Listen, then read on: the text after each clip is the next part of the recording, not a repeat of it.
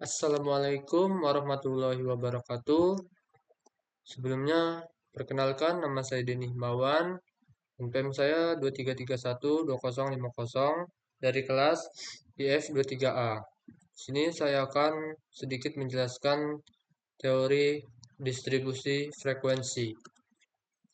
Apa itu distribusi frekuensi?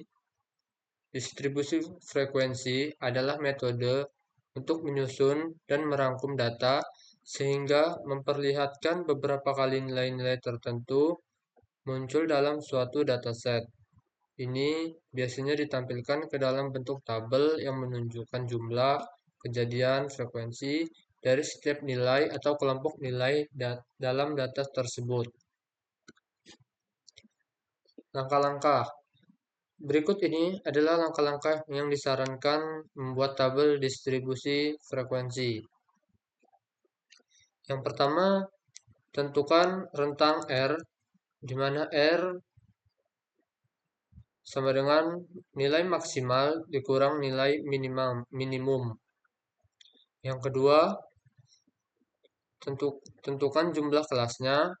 Untuk perkiraan pertama, disarankan menggunakan rumus pendekatan Strauss, yaitu K sama dengan 1 ditambah 3,322 log N, di mana K perkiraan jumlah kelas, N sama dengan jumlah kasus.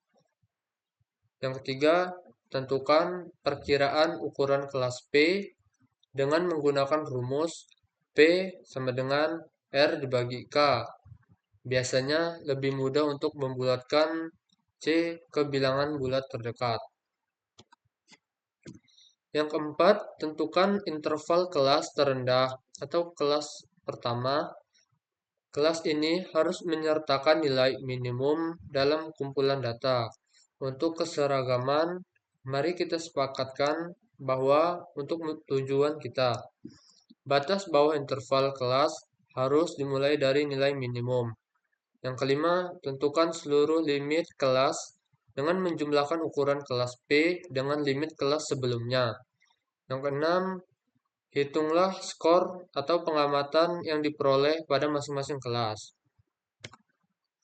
Jadi, di sini ada contoh, yaitu ada 25 data. Nah, jadi yang pertama ini tentukan nilai R, di mana nilai R itu nilai maksimalnya dikurang nilai minimumnya. Di sini nilai maksimalnya yaitu 96 dan minimumnya 20. Jadi 96 dikurang 20 sama dengan 76. Yang kedua, menentukan jumlah kelas. Untuk perkiraan pertama disarankan menggunakan rumus pendekatan Strauss, yaitu K sama dengan 1 ditambah 3,322 log N, yaitu N itu adalah banyaknya jumlah data, yaitu jumlah datanya tadi 25. Jadi K sama dengan 1 ditambah 3,22 log 25, sama dengan itu hasilnya 5,613202 dibulatkan menjadi 6. Dan yang ketiga, tentukan perkiraan ukuran kelas P dengan menggunakan rumus P sama dengan R dibagi K. R-nya yaitu 76 dibagi K-nya 5,61, yaitu hasilnya 13,5391. Yang keempat, tentukan interval kelas terendah atau kelas pertama. Kelas ini harus menyertakan nilai minimum dalam kumpulan data. Yang kelima, tentukan seluruh limit kelas dengan menjumlahkan ukuran kelas P dengan limit sebelumnya. Di sini ada contoh interval kelasnya, yaitu di sini P-nya itu sama dengan 13. Jadi interval kelas yang awal 20 sampai dengan 33, yaitu selisih 13. Dan interval kelas yang kedua 34 sampai dengan 47, yaitu sama, selisih juga 13, dan seterusnya.